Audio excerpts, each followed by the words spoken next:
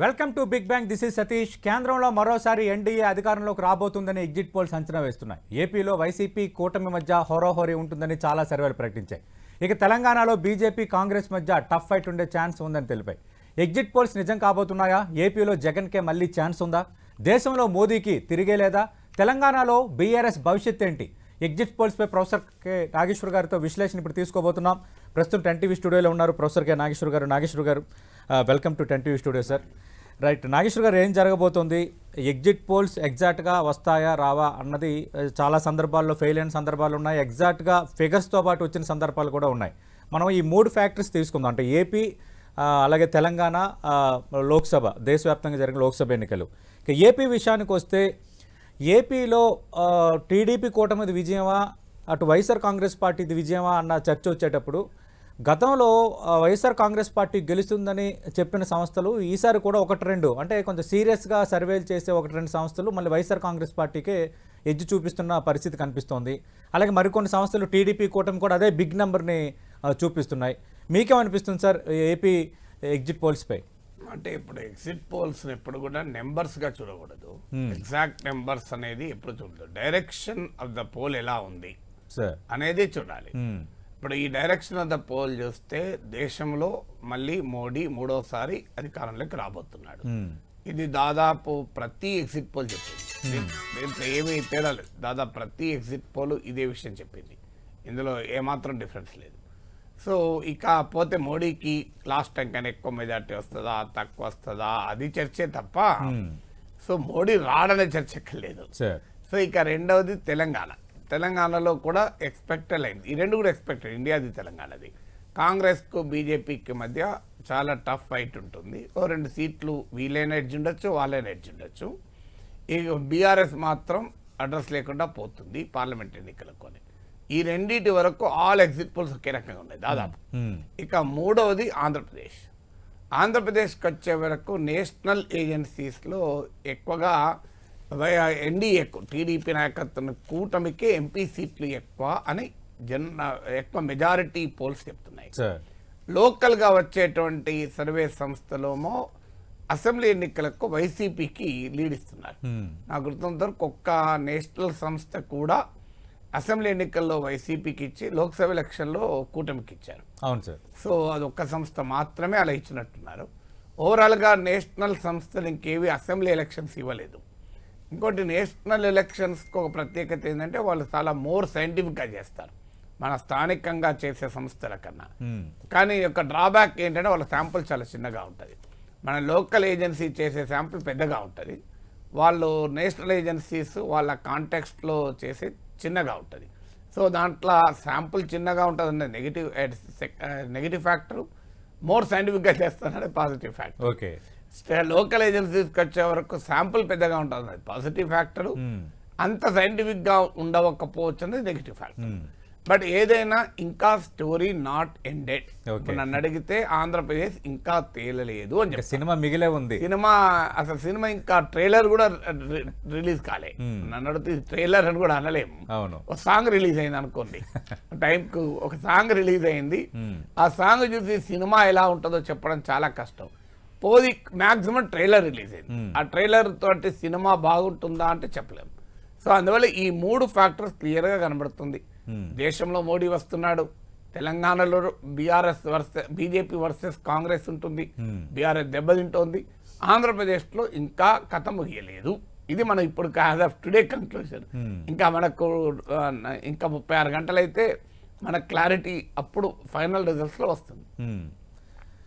అంటే నాగేశ్వర్ గారు, ఇప్పుడు ఆరా లాంటి సంస్థలు కానీ మరికొన్ని గతంలో కొంతవరకు యాక్యురేట్ నెంబర్స్ ఇచ్చిన కొన్ని సంస్థలు ఈసారి వైఎస్ఆర్ కాంగ్రెస్ పార్టీకి 94 నుంచి 104 వస్తుందని ఒకరు చెప్పారు, కొందరేమో 96 నుంచి 110 వస్తాయని చెప్పారు. అలాగే పార్థదాస్ లాంటి వాళ్ళు చెప్పిన వివరాల ప్రకారం కూడా 110 వరకు వైఎస్ఆర్ కాంగ్రెస్ పార్టీకి రావచ్చు.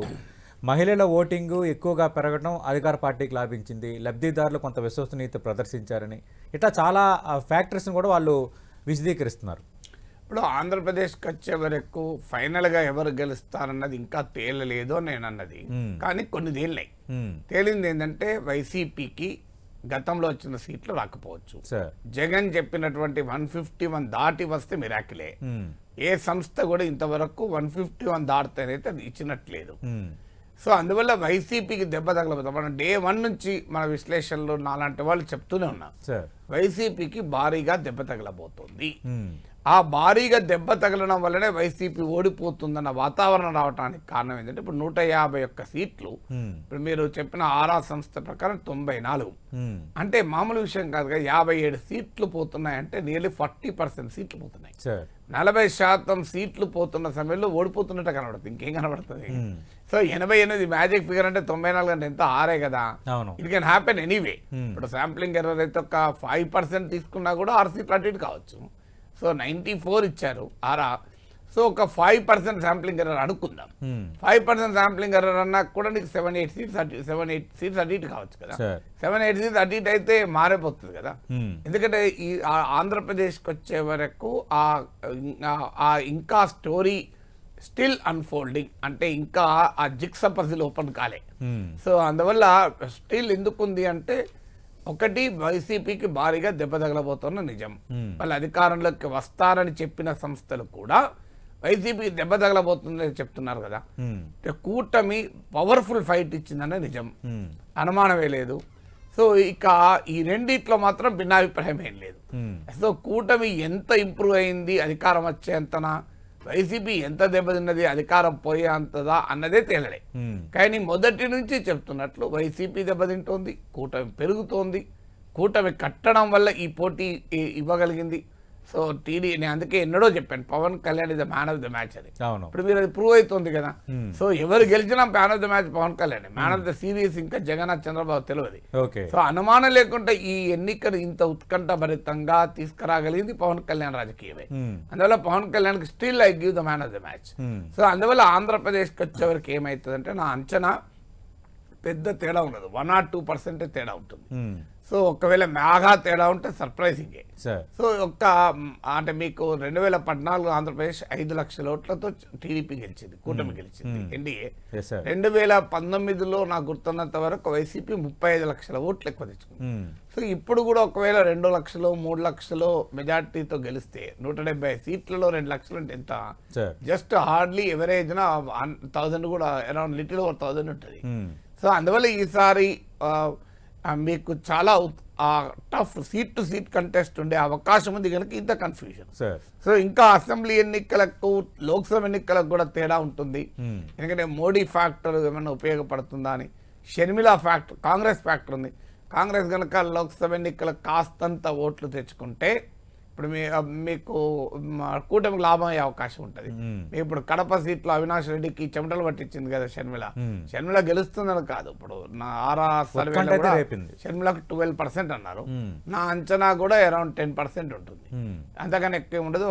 మీకు కడప పులివెందులో మినహా షర్మిలకు పెద్దగా ఓటింగ్ అంతటా రాలే. సో కానీ బట్ షీ కెన్ ఇప్పటి వరకు ట్రెండ్ చూస్తుంటే పోల్ స్టడీస్ కూడా వైసీపీ ఓటే ఆమె తెచ్చుకున్నది కనుక, కానీ విపక్ష ఓటు ఏం తెచ్చుకోలే. సో అందువల్ల కూటమి ఓటు ఆమెకేం రాలే. సో జగనన్న వదిలిన బాణంగా వైసీపీ నుంచి వదిలిన ఓట్లే తెచ్చుకున్నది. సో అందువల్ల ఆ మేరకు వైసీపీకి అసెంబ్లీ ఎన్నికల్లో పెద్ద డ్యామేజ్ చేస్తుందా, ఎందుకంటే ఎంత చేస్తుంది. ఇప్పుడు చాలా నారో కంటెస్ట్ ఉన్నప్పుడు ఏమవుతుందంటే 500 ఓట్లు షర్మిల నాయకత్వం కాంగ్రెస్ తెచ్చుకున్నది లాస్ అవుతుంది. అంటే 500 ఓట్లు నేను చెప్పేది వైఎస్ఆర్ కాంగ్రెస్ ఓట్లు. ఆ కాంగ్రెస్ పార్టీ గతంలో 500 రాలేదా, అప్పుడు ఏం కాలేదు కదా అనొచ్చు మీరు. కానీ గతంలో వచ్చిన దానికన్నా షర్మిల ప్రభావంతో జగనన్న చెల్లెలు రాజన్న బిడ్డ రాజశేఖర రెడ్డి అభిమానులు కాన్స్టిట్యున్సీకి 500 తీసుకున్నారు అనుకో, it can make a world of difference. అందువల్ల లోక్సభ ఎన్నికల్లో కాస్త ఎక్కువనే తీసుకోవచ్చు, 2% 3% రావచ్చు అని.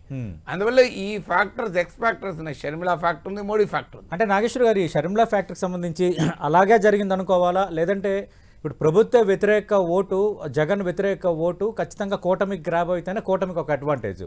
ఒకవేళ ఆమె ఏమైనా కొన్ని పాకెట్స్లో కొంత ఓటుని ఆమె గ్రాబ్ చేసి ఉంటే అది కూటమికి వేరే యాంగిల్లో నష్టం కలిగించే అంశం కాదు. అంటే ఆమె విపక్ష అంటే ఆ 2 పాసిబిలిటీస్ ఉన్నాయని అనుకున్నాం. ఒకటి ఆమె జగన్నే అటాక్ చేస్తుంది, కూటమిని అటాక్ చేయడం లేదు కనుక ప్రతిపక్ష ఓటే ఆమె చీల్చుకుంటుంది అన్నది ఒక థీసిస్. అది షర్మిల బిగిన్ అయినప్పుడు అదే తీసేసి అదొక పాసిబిలిటీ. కానీ షర్మిల ఎలక్షనీరింగ్ కంటిన్యూ అవుతున్న కొద్దీ ఈ పాసిబిలిటీ పోయింది. ఎలక్షన్స్ హీట్ ఎక్కుతున్న కొద్దీ ఈ పాసిబిలిటీ పోయింది. ఎందుకు పోయింది అంటే జగన్ను ఓడించాలి అనుకున్న వారు కసితో కూటమికి ఓటేశారు. ఎన్ని రిజర్వేషన్లు ఉన్నా టీడీపీ బీజేపీ అలయన్స్ పైన రిజర్వేషన్ ఉండొచ్చు, బీజేపీతో పెట్టుకోవడం పైన టీడీపీలో రిజర్వేషను, టీడీపీతో పెట్టుకోవడం వల్ల బీజేపీలో రిజర్వేషను, జనసేనకు సీట్లు ఇచ్చారని టీడీపీలో ఫీలింగ్ ఉండొచ్చు, మాకు ఎక్కువ సీట్లు రాలేదని జనసేనకు ఉండొచ్చు. ఎన్ని రకాల రిజర్వేషన్స్ ఉన్నా జగన్ను ఓడించాలి అనుకున్న వాళ్ళు కసితో కూటమి కొట్టేశారు. ఒక్క ఓటు కూడా సైడ్కి పోకూడదు, ఒక్క అవకాశం కూడా మిస్ కాకూడదు అనే కసితో పనిచేశారు. నేను ఇప్పుడు కాదు వారం రోజుల కింద కూడా చెప్పాను, టీడీపీలో ఉన్న కసి వైసీపీలో లేకుండే. వైసీపీ కార్యకర్తలు ఇప్పుడు ప్రజలు కసితో ఓటేస్తే జగన్ గెలుస్తాడు. సో ప్రజలు కసితో ఓటేసి ఉంటే చెప్పలేము, ఎందుకంటే జగన్ నమ్మింది కూడా అదే. పార్టీ యంత్రాంగం కన్నా ప్రజలతో నేరుగా బటన్ నొక్కి సంబంధాలు పెట్టుకున్నాను, వాళ్ళు ఓట్లేస్తారని. అందువల్ల మీకు ఎప్పుడైతే షర్మిల బిగిన్ అయినప్పుడు ఆమె కొంత జగన్ వ్యతిరేక ఓటు కూడా చీలుస్తుందా అని, ఎందుకంటే ప్రైమ్ మినిస్టర్ మోడీ కూడా చిలకలూరుపేట సభలో అన్నాడు, వీళ్ళిద్దరు ఒకటే, ప్రభుత్వ వ్యతిరేక ఓటు యాంటీ ఇన్కంబెన్సీ ఓటు చీల్చి పరోక్షంగా జగన్కు లాభం చేయాలనుకుంటున్నారు అని మోడీ కూడా అన్నాడు. అప్పుడు అనుమానం ఉన్నమాట నిజమే. కానీ ఎలక్షన్స్ చివరి వరకు వచ్చే వరకు జగన్ను ఓడించాలనుకున్న ఓటరు ఎక్కడ మాత్రం లీక్ కాలేదు, నో లీకేజ్. యాంటీ జగన్ ఓట్లో లీకేజ్ లేదు నాకు తెలిసినంత వరకు. అందువల్ల ఖచ్చితంగా ఆమె ఏం తెచ్చుకున్నా వైసీపీ ఓటే తెచ్చుకోవాలి. సో అందువల్ల ఆ వైసీపీ పట్ల కాస్తంత అసంతృప్తి ఉండి కూటమికి పోలేని ఓటరు. సో కూటమికి పోలేరు, టీడీపీ వైపు పోరు, కానీ జగన్ పట్ల ఎంతో కొంత అసంతృప్తి ఉంది అనుకోండి, వాళ్ళకి షర్మిల ఒక అవకాశం ఇచ్చింది. లేకపోతే వాళ్ళు ఎలాగైతే కూటమిలో అసంతృప్తి ఉన్న కూటమికి వేశారో, జగన్ పట్ల అసంతృప్తి ఉన్న జగన్కి వేసేవారు.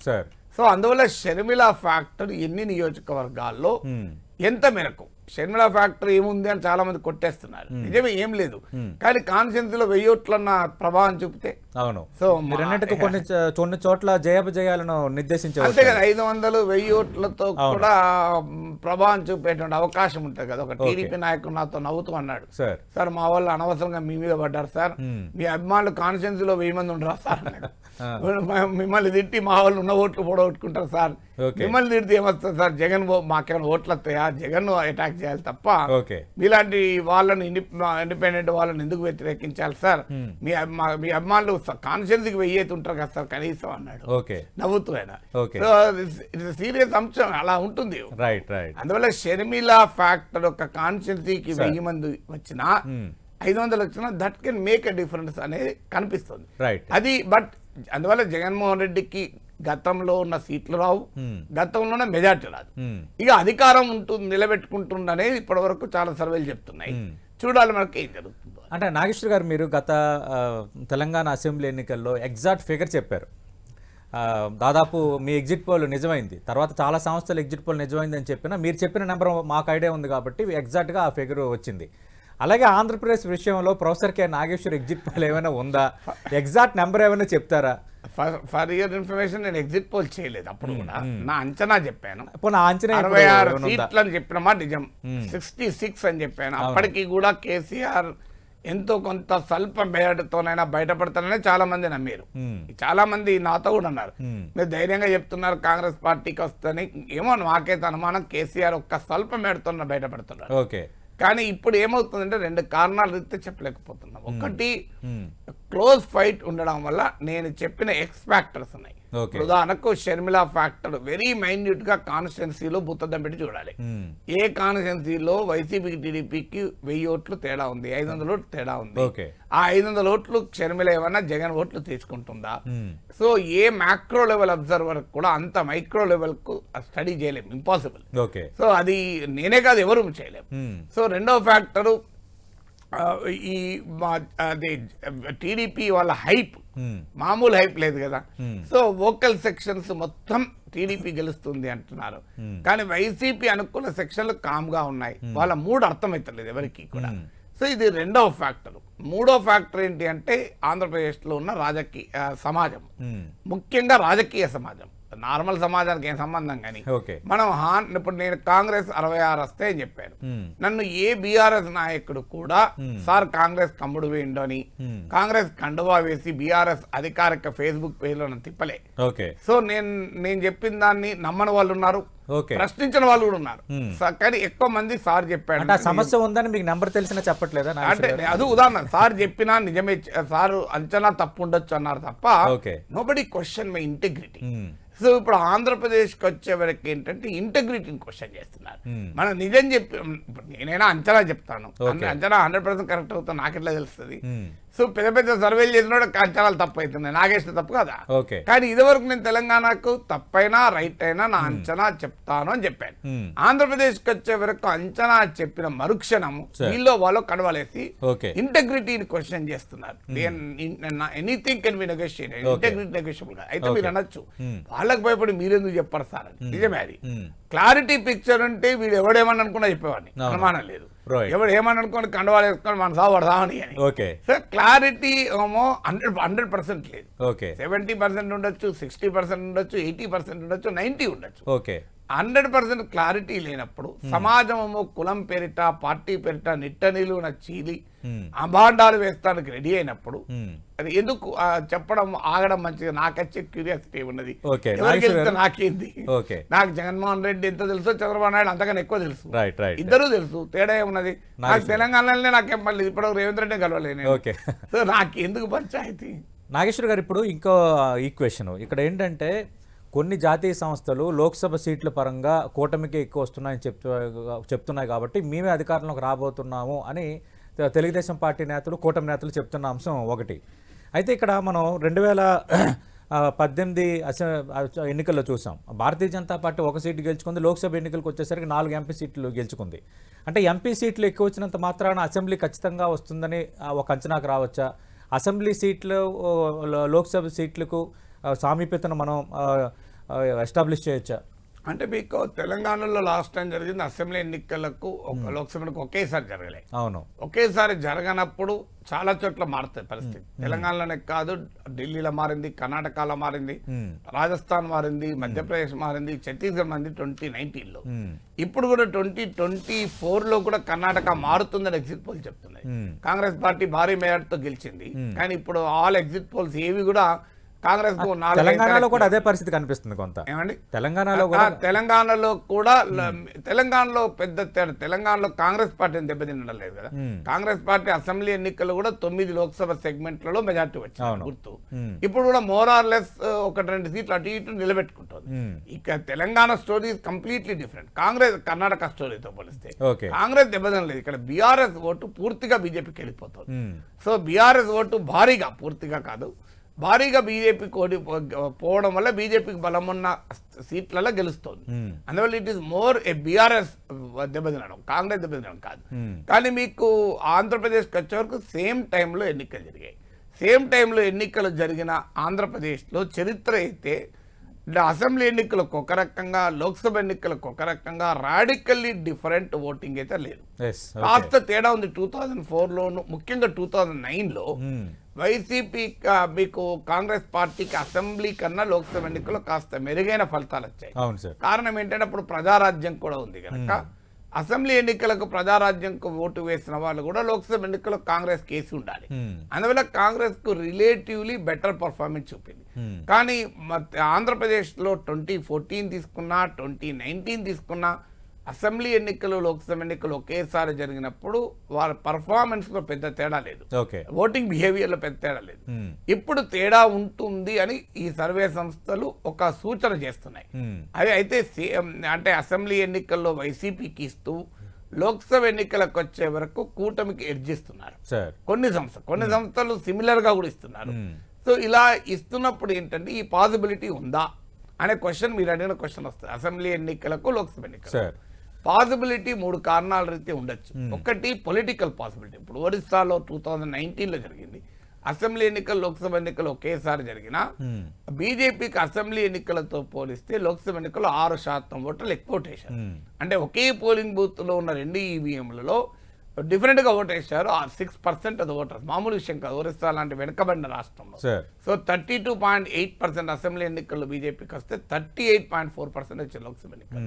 సో అలా ఏమైనా ప్రజలు జాతీయ రాజకీయాల ప్రభావం, ఎందుకంటే కూటమేమో మోడీ ప్రైమ్ మినిస్టర్ కావాలన్నారు, జగనేమో ఎవరు ప్రైమ్ మినిస్టర్ చెప్పలేదు, మోడీని వ్యతిరేకించలేదు, బీజేపీని వ్యతిరేకించలేదు, ఇండియా కూటమి వైపు లేరు. అందువల్ల వైసీపీకి ఎందుకు ఓటేయాలి పార్లమెంట్ ఎన్నికల్లో అంటే ఆన్సర్ లేదు. సో కానీ కూటమికి ఆన్సర్ ఉంది ఎందుకు ఓటేయాలి అనేది. అందువల్ల కూటమికి ఉన్న ఆ పొలిటికల్ నరేటివ్ అడ్వాంటేజ్ ఉంది కనుక దేశంలో కూడా ఇప్పుడు మోడీ ఇంకా భారీ ప్రభావం చూపుతున్న వార్తలు వస్తున్నాయి కనుక ఆ ఫ్యాక్టర్ ఏమైనా ఉంటే అసెంబ్లీ ఎన్నికలకు వైసీపీకి ఓటేసి లోక్సభ ఎన్నికలకు వచ్చేవారు కూటమికేశారా, అది పాసిబిలిటీ 1 పొలిటికల్ పాసిబిలిటీ. రెండో possibility statistical possibility. Statistical possibility ఏంటంటే ఇప్పుడు ఒక లోక్సభ సెగ్మెంట్ లో 7 సీట్లు ఉంటాయి, 5 అసెంబ్లీ సెగ్మెంట్ లో 1000 ఓట్లతోనో 2 ఓట్లతోనో వైసీపీ గెలిచి మిగతా 2 సీట్లలో టీడీపీ కనుక 10,000 మేడతో గెలిచింది అనుకోండి, ఓవరాల్ గా నీకు ఓట్లు టీడీపీకి ఉంటాయి, సీట్లు వైసీపీకి ఉండే అవకాశం ఉంటుంది. ఇది ఒక నిజమైతే, నిజమవుతాను నేను అనడం లేదు, నిజమైతే.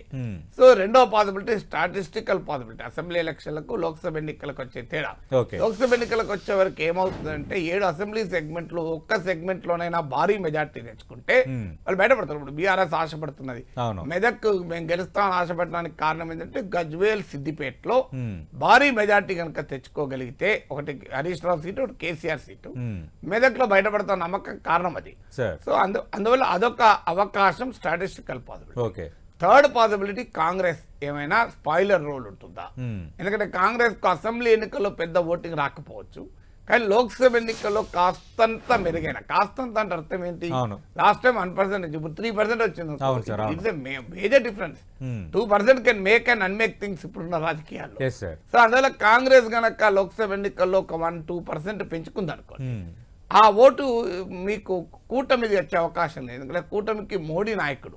సో కూటమి మోడీ ఓటర్ కూటమికి వేస్తాడు, సో కాంగ్రెస్ వేయడు కదా. సో కూటమి వ్యతిరేక ఓటే కాంగ్రెస్ రావాలి, అది ఎవరు ఓటు అసెంబ్లీలో జగన్ ఓటే కదా, ఎందుకంటే అక్కడ మోడీ చంద్రబాబు కలిసే ఉన్నాడు కదా. సో అందువల్ల ఒకవేళ కాంగ్రెస్ ఏమైనా లోక్సభ ఎన్నికల్లో స్పాయిల్ చేస్తుందా, ఈ 3 ఫ్యాక్టర్స్ అయితే మనకు ఒకవేళ అసెంబ్లీ ఎన్నికల్లో వైసీపీ గెలిచి లోక్సభ ఎన్నికల్లో కాంగ్రెస్ కూటమి గెలిస్తే పాసిబుల్ ఎక్స్ప్లెనేషన్ ఈ 3. కానీ అలా గతంలో లేదు, ఇప్పుడు ఉంటుందో లేదో తెలియదు. రైట్. నాగేశ్వర్ గారు, ఇక తెలంగాణ విషయానికి వస్తే బీఆర్ఎస్ స్థానాన్ని బీజేపీ ఏమైనా ఆక్రమించబోతోందా? ఎందుకంటే దాదాపు మెజార్టీ సంస్థలు 5 నుంచి 8, 9 స్థానాల వరకు కూడా లోక్సభ స్థానాలు రావచ్చన్న ఒక అంచనా ఇచ్చాయి. మనం మొన్న అసెంబ్లీ ఎన్నికల్లో 14% ఓటుతో 8 అసెంబ్లీ సీట్లు గెలుచుకున్న భారతీయ జనతా పార్టీ లోక్సభలో కూడా దాదాపు టెంటేటివ్గా అదే నెంబరు గెలుచుకోబోతుందన్న ఎగ్జిట్ పోల్స్ చూస్తున్నప్పుడు మీకేమనిపిస్తుంది? అంటే ఒకటి, బీజేపీకి దేశవ్యాప్తంగా జాతీయ పార్టీలకు బీజేపీకి, అందులో మోడీ నాయకత్వం బీజేపీకి అసెంబ్లీ ఎన్నికలతో పోలిస్తే లోక్సభ ఎన్నికలు ఎక్కువ ఓట్లు వస్తాయి.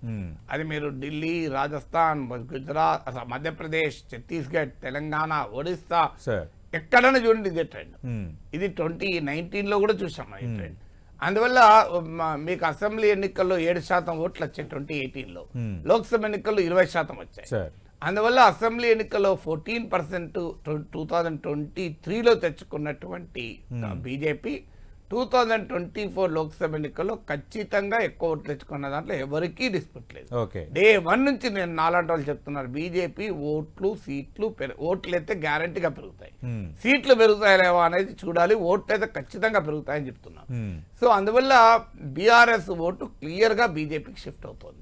ఎందుకు షిఫ్ట్ అవుతుంది అనుకున్నప్పుడు, ఒకటి నేషనల్ పొలిటికల్ నరేటివ్ లో బీజేపీ స్ట్రాంగ్ ఉండడం, మోడీ ఫినామినా ఉండడం, జాతీయ రాజకీయాల్లో కాంగ్రెస్ పార్టీ వీక్ గా ఉండడం, ఇది మొదటి కారణం. రెండో కారణం, కేసీఆర్ బీఆర్ఎస్ కు పొలిటికల్ నరేటివ్ లేదు. మీకు పార్లమెంట్కి ఎందుకు వేయాలి బీఆర్ఎస్ కు? సో బీఆర్ఎస్ అధికారంలో ఉన్నప్పుడు పార్లమెంట్కి ఎందుకు వేయాలి అన్నది ఇష్యూ కాదు, ఎందుకంటే అప్పుడు బీఆర్ఎస్ అధికారంలో ఉంది, కేసీఆర్ ముఖ్యమంత్రిగా ఉన్నాడు గనక ఆ ప్రశ్న ముందుకు రాలే. కానీ ఇప్పుడు బీఆర్ఎస్ అధికారం కోల్పోయినాక ఆ ప్రశ్న ముందుకు వస్తుంది అనివార్యంగా. దానికి ఆన్సర్ చెప్తూ కేసీఆర్ తెలంగాణ ఇంట్రెస్ట్లు కాపాడాలంటే బీఆర్ఎస్ ఎంపీలు ఉండాలి అని ఎంత చెప్పినా అది కన్విన్సింగ్ గా లేదు నరేటివ్.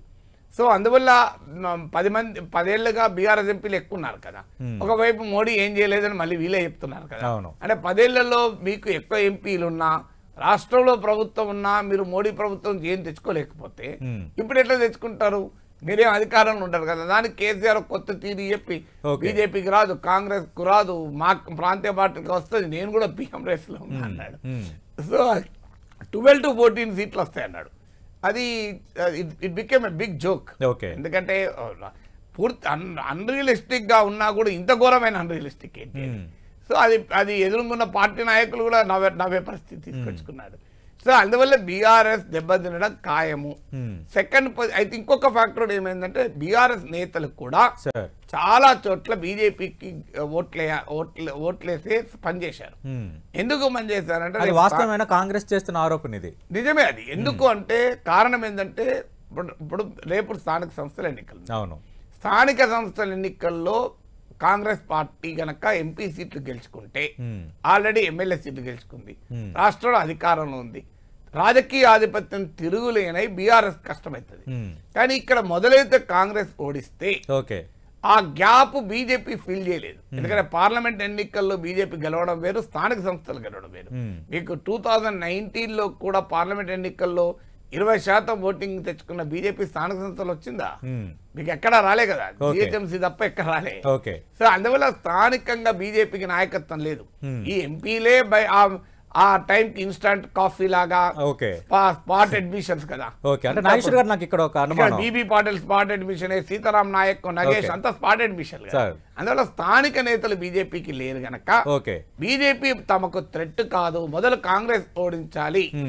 మేము ఓడించలేకపోతున్నాం, పోనీ బీజేపీని ఓడిస్తాం. అంటే కాంగ్రెస్ ని ఓడించే క్రమంలో బీఆర్ఎస్ తన గొయ్యేమన్నా తను తవ్వుకుంటుంది. అది మీ కేసీఆర్ లాంటి వాళ్ళకి అభిప్రాయం అవగాహన ఉంటుంది కనుకనే ఆయన రంగంలో దిగి భారీగా తిరిగాడు.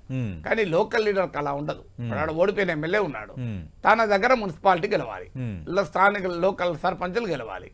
సో తనకి ఉంటది, మొదలు కాంగ్రెస్ ఓడిపోతే రే బీజేపీ అయితే ఇక్కడ ఏం సీన్ లేదు, వాళ్ళ లీడర్ లేడు, మళ్ళీ మాకే కదా అవకాశం అనుకో. వాళ్ళకి రాష్ట్ర వ్యాపిత పిక్చర్ ఉండదు. లోకల్ గా నా సర్పంచులు గెలుచుకోవాలి, నా ఎంపీటీసీ జెడ్పీటీసీ, నా మున్సిపల్ చైర్మన్ గెలుచుకోవాలని ఉంటది. కేసీఆర్ కు ఉంటది, మొత్తానికి అసలు పార్టీ దెబ్బతినే ప్రమాదం ఉంది అని. సో అందువల్ల ఇది లోకల్ అండర్స్టాండింగ్ కు స్టేట్ అండర్స్టాండింగ్ కు తేడా ఉంటది కదా. అందువల్ల కేసీఆర్ అది గుర్తించాడు, కింద గుర్తించకపోవచ్చు. రైట్, ముగించే ముందు బ్రీఫ్గా మళ్ళీ మోడీ మ్యాజిక్ రిపీట్ కాబోతుందని దాదాపు మెజార్టీ సంస్థలు ఎన్డీఏ రాబోతుందని చెప్పారు నాగేశ్వర్ గారు, దానిపై మీ కామెంట్ ఏంటి? అంటే ఒకటి రిపీట్ కావడం ఒకటే కాదు, ఇప్పుడు మోడీ ఫినామినన్ అర్థం చేసుకోవటానికి ఒక్క రిపీట్ కావడము, 10 ఏళ్ల తర్వాత కూడా మళ్ళీ గెలవడము అనేది ఒక ఇంపార్టెంట్ పాయింట్. అది కూడా లాస్ట్ టైం సీట్ల కన్నా బాగా తగ్గుతాయని అంచనాలు వచ్చినా తగ్గకుండా తెచ్చుకోవడం ఒక అంశం. రెండో అంశం ఏంటంటే అప్పర్ కాస్ట్ హిందూ పార్టీగా ఉన్న భారతీయ జనసంఘ్ బీజేపీ ఇవాళ దళిత్ ట్రైబల్ ఓటర్లోకి బాగా పెనట్రేట్ అయింది. So it is more inclusive Hindutva, inclusive BJP, ఇది మొదటిది. రెండవది గతంలో నార్త్ ఇండియన్ పార్టీగా, హిందీ రాష్ట్రాల పార్టీగా, మాక్సిమం అయితే నార్త్ కు వెస్ట్ ఇండియాలో ఉన్న పార్టీగా 2014లో మొదలై 2024 వరకు సిగ్నిఫికెంట్ గా ఇతర ప్రాంతాలకు తన ఫుట్ ప్రింట్ను, టెరిటోరియల్ స్ప్రెడ్ను బీజేపీ పెంచుకుంటోంది. సీట్లు ఎన్ని వస్తాయి? ఇప్పుడు యాక్సిస్ మై ఇండియా సర్వే ప్రకారం తమిళనాడులో 14% ఓటింగ్ వస్తుంది, 2 to 3 సీట్స్ వస్తున్నాయి. కేరళలో 27% ఓటింగ్ యాక్సిస్ మై ఇండియా ప్రకారం. లెఫ్ట్ కు 29 వస్తే బీజేపీ 27%, అక్కడ కూడా 2 to 3 సీట్స్ అంటున్నారు. సో ఇదే నిజమైతే ఒక సిగ్నిఫికెంట్ పెనిట్రేషన్. కర్ణాటకలో తన బలాన్ని రిటైన్ చేస్తోంది, తెలంగాణలో ఇంప్రూవ్ అవుతోంది. సో అందువల్ల BJP north India, west India party, Hindi రాష్ట్రాల పార్టీ కాదు, ఇతర ప్రాంతాలకు కూడా విస్తరించింది. మూడవది హిందీ భాష మాట్లాడే పార్టీగా ఉన్నటువంటి బీజేపీ ఇవాళ non Hindi speaking states, Bengali, Odia, Telugu, మీకు కన్నడ మొదటి నుంచి కూడా ఉంది.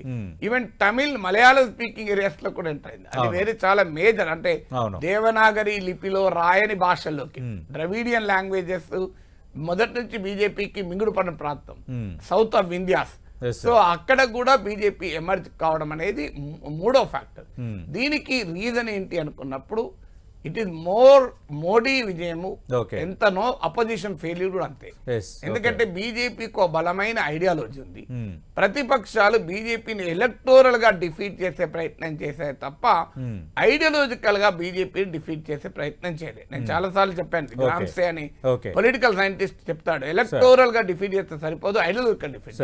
రెండు, బీజేపీకి ఉన్న ఆర్గనైజేషన్ మిగతా పార్టీలకు లేదు. మూడు, బీజేపీకి ఉన్న లీడర్షిప్ మిగతా పార్టీలకు లేదు. రైట్.